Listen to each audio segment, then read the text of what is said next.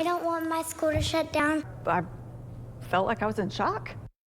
An uncertain future for young minds across the Commonwealth. We're devoting our entire 6 o'clock newscast to the crisis in the classroom, specifically in our area.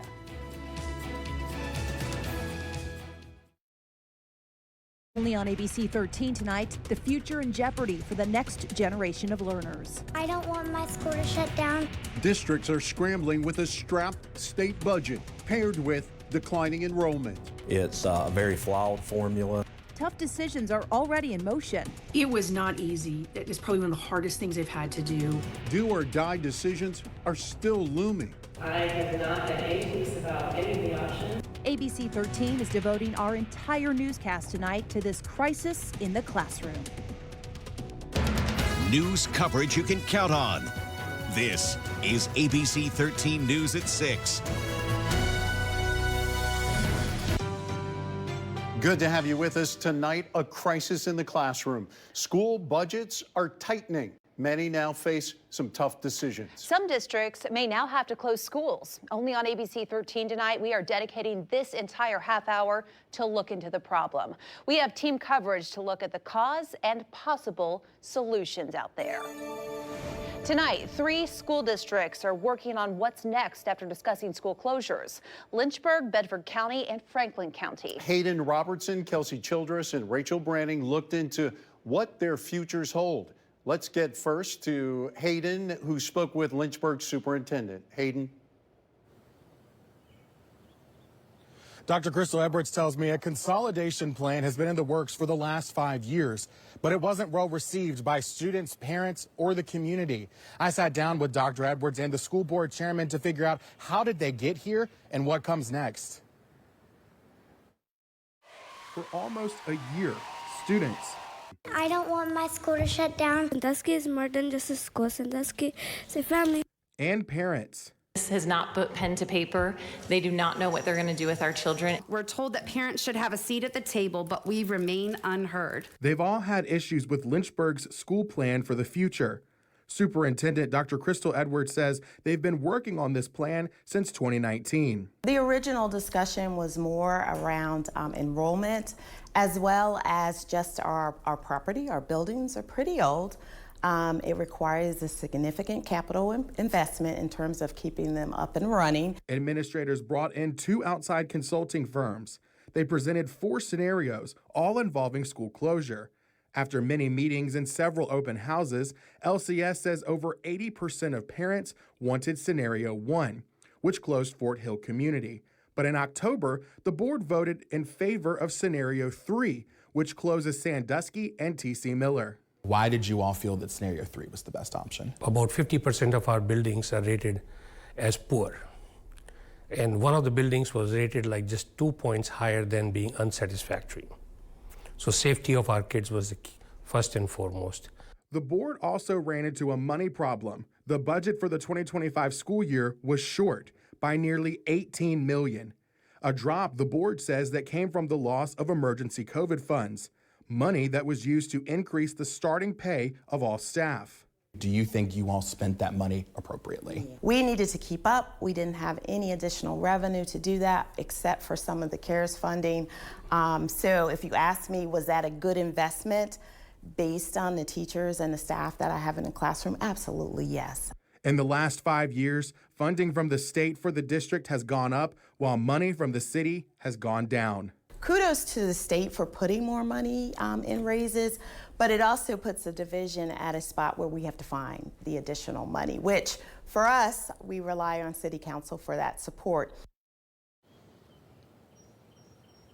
LCS is only allotted $39.4 million in this current proposed budget, but that's over $3 million less than their local ask for the city, which was $43.7 million. The city is supposed to be approving their budget sometime later this month. LCS says they will now start rezoning the district for 2025, as both Sandusky and T.C. Miller are set to close by then. Live in Lynchburg, Hayden Robertson, ABC 13 News. One local district opted to keep the doors open to their schools, at least for next year. The Bedford County School Board voted no for all plans involving school closures. ABC 13's Kelsey Childress breaks down the options that were on the table and what the future could hold. I mean, it's just sad and, confusing why they would shut it down. I felt like I was in shock. Questions and confusion swirling in Bedford County after the school board announced plans in February to possibly close an elementary school. This as the district battles a $2.4 million budget deficit for 2024 to 2025. I mean, we understand there's a budget issue, but we really wanted them to see if they could find another way around that besides closing our school. The school board presented 4 different options to help address that multi-million-dollar shortfall. All of them included closing Stewartsville Elementary. I was just like, it ain't like a small change. It's a pretty big one. In March, after multiple community meetings and public hearings, the board voted on the 4 proposals. I have not had any peace about any of the options, and I'm going to vote no on all the options. Ultimately, rejecting all 4 options, which means Stewartsville survives at least another year. I really appreciate that they listened to the community, and I feel like they understood where we were coming from. Bedford County School Board Chairman Marcus Hill says this is not the end. This doesn't fix the overall budget issue. What it does is it gets us for now to move forward, keeping all schools open and all current grade levels at the schools that they are today. Now, Hill says school closures are not off the table moving forward. The board passed their budget in late March with the $2.4 million deficit included. Hill says they will look at the money they're currently spending to see where they can cut to balance that budget. Back to you. Franklin County schools are preparing for severe budget cuts from the state for the upcoming school year. Those cuts come with hard decisions by their school board. The board decided to close Burnt Chimney and Henry elementary schools for the upcoming school year. ABC 13's Rachel Branning breaks down what the multi-million-dollar funding shortfall means for that district. Franklin County schools are expecting a $3.7 million decrease in state aid. That's the main reason they decided to close schools, and it's angering some parents. Emotional parents filled board meetings for months leading up to the decision. At dinner the other night when he looked at me and said, "Daddy, are they going to close my school?" Closure of schools should never have been necessary, yet here we are facing this reality. Superintendent Kevin Sears says it started in December when the school board found out they're expected to get nearly $4 million less than last year. We knew we had to take some pretty drastic steps in order to be able to deal with that much of a loss in funding. The board met multiple times to discuss their options. At one point, 3 schools were on the chopping block. In February, they voted to consolidate only 2, Burnt Chimney and Henry Elementary, in a 5-3 vote. It was not easy. That is probably one of the hardest things they've had to do. Superintendent Sears says their decrease in state funding comes from rising property values in the county. He says the new property values skewed the local composite index. That's a funding formula that determines a locality's ability to support its own educational needs. It's a very flawed formula. And a rural community is not going to be able to get economies of scale like Loudoun County. And so shifting to at least some needs-based formula helps level that playing field. But changing the formula would take time that Franklin County doesn't have. Without that extra money, the board had to find a way to become more efficient. With declining enrollment, consolidation was their answer. In the last decade, we've lost about 1,000 students in Franklin County. Sears says that's due in part to a declining birth rate and more schooling options for parents. Is there a possibility that you would have to close more schools in the future? That is a possibility if enrollment continues to decline. Franklin County Schools knows the closures will cause disruptions for many families, but there is a silver lining. We're now going to be able to have a full-time PE teacher, art teacher, music teacher, and guidance counselor at every elementary school next year, and that has not been in place in Franklin County in a very long time. Sears tells me the board knew closures would have to happen eventually, but they hoped it wouldn't have to happen so soon. Back to you. And tonight, the budget problems are just the beginning of the issues that our schools are facing. Many of them are also seeing declining enrollment, with kids leaving for private schools or to be homeschooled. Districts are also dealing with teacher shortages, and some are also facing crumbling schools. Across the Commonwealth, enrollment numbers in our public schools are down since the pandemic hit. This is according to the Virginia Department of Education's website. Most school systems took their biggest hit during the 2021-22 school year, and that tracks for our viewing area too. Take a look. We have Roanoke, Bedford County, Danville, and Lynchburg's enrollment numbers this year. They've slowly been creeping back up in the last couple of years since the pandemic, but Roanoke still has 340 fewer students than they did prior to the pandemic. Bedford County has 501 fewer students. Lynchburg has 444 fewer students. And in Danville, they have the smallest enrollment hit with only 122 fewer students. Chief Academic Officer Takiwi Milton Bablola attributes that to all of the options that the district provides, like the STEM Academy. Some of our students who are on homeschool came back because of the choice program, and we want to be the choice for our community and the surrounding communities because we believe Danville is the place to be. Milton Bablola says that students in surrounding districts who don't provide options like early college enroll in their program. So that helps them build their enrollment as well. It is hard to say exactly where the students who left any of those districts are going. No one tracks private school enrollment. The Virginia Department of Education does track homeschool enrollment. Take a look. Virginia had nearly 54,000 students enrolled in homeschool this year, a 40% increase from the 2019 count, according to VDOE data. 1% can go a long way. Danville is a prime example. What they've been able to create out of a measly tax hike.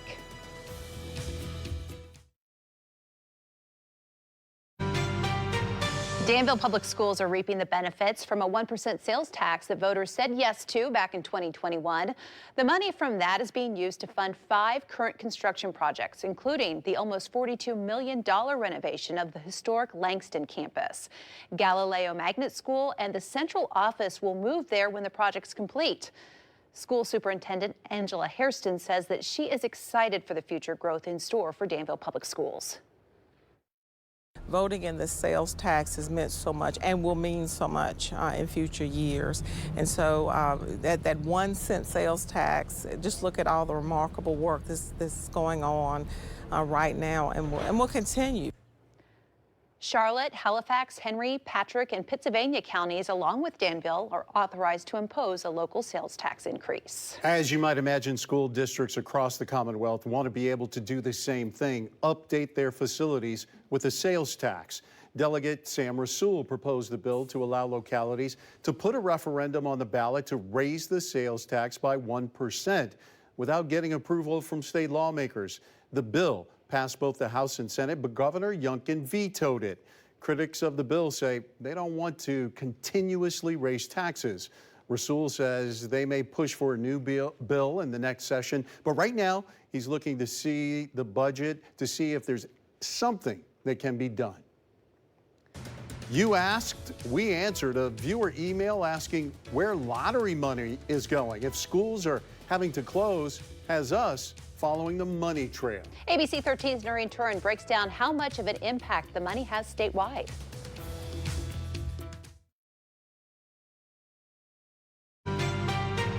As funding troubles put some schools in our region on the chopping block, some of you may wonder why lottery funds aren't coming to the rescue. After all, since the year 2000, all lottery proceeds go to education by law. ABC 13's Noreen Turin shows us why huge jackpots don't have quite the huge impact you might expect.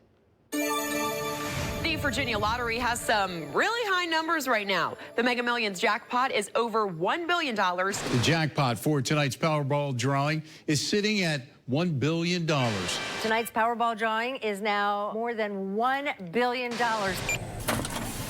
Big jackpots bring in big money for the Virginia Lottery, with dreamers hoping to cash in on prizes like last month's $1.3 billion Powerball jackpot. That's going to be 23.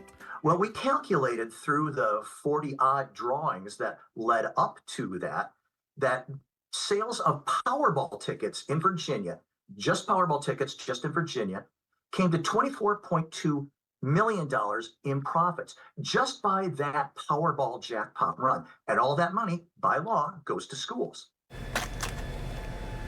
Though the big jackpots are what grab the headlines, lottery spokesperson John Haggerty says it's actually the scratch-off tickets that are the bigger contributor to the totals.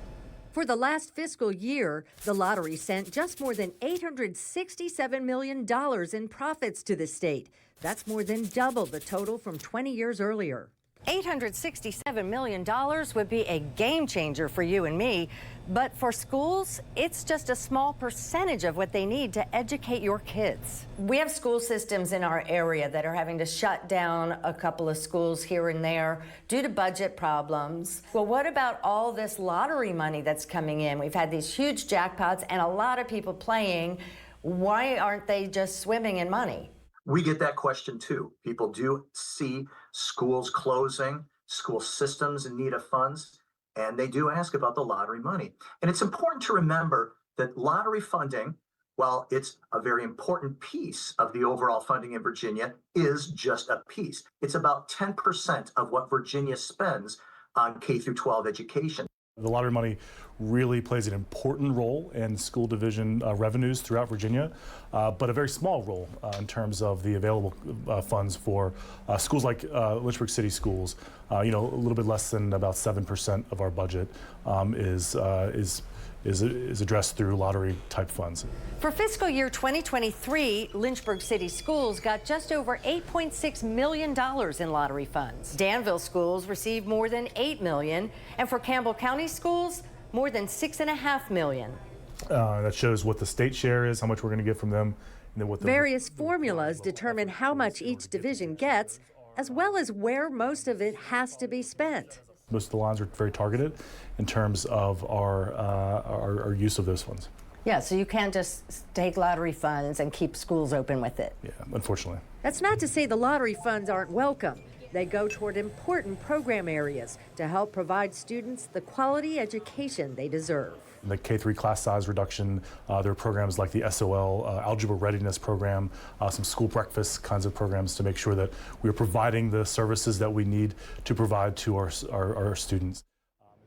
Lottery profits fund what the state refers to as incentive programs above the mandatory standards of quality programs. School divisions have to meet all the SOQ funding requirements before they can even apply for the lottery money.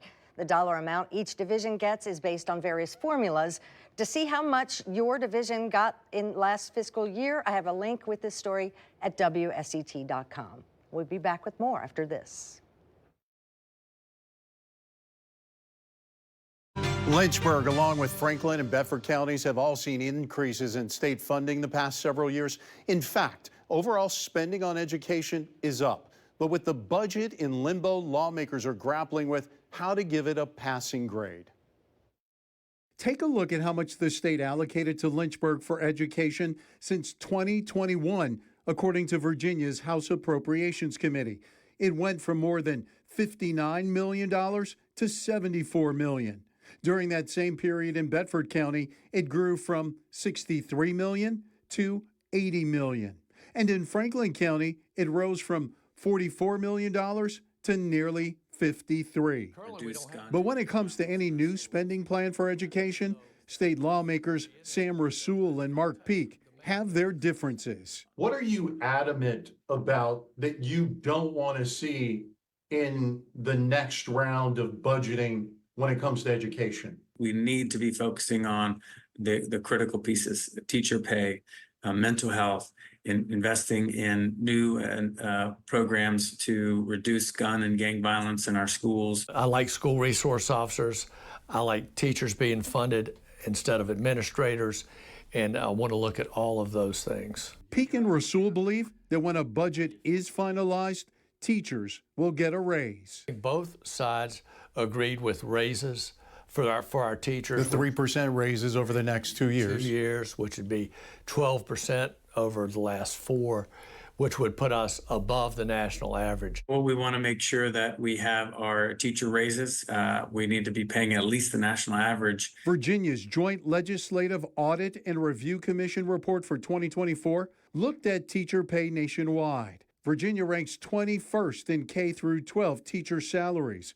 Over the past 5 years, teacher pay rose 18%. The reality is we have a lot more work to do to even get to the national average, especially being one of the wealthiest states in the nation. The goal is that everything will be worked out by May 13th, And on May 15th, we'll be able to vote for the budget. The localities will know how much money they've got.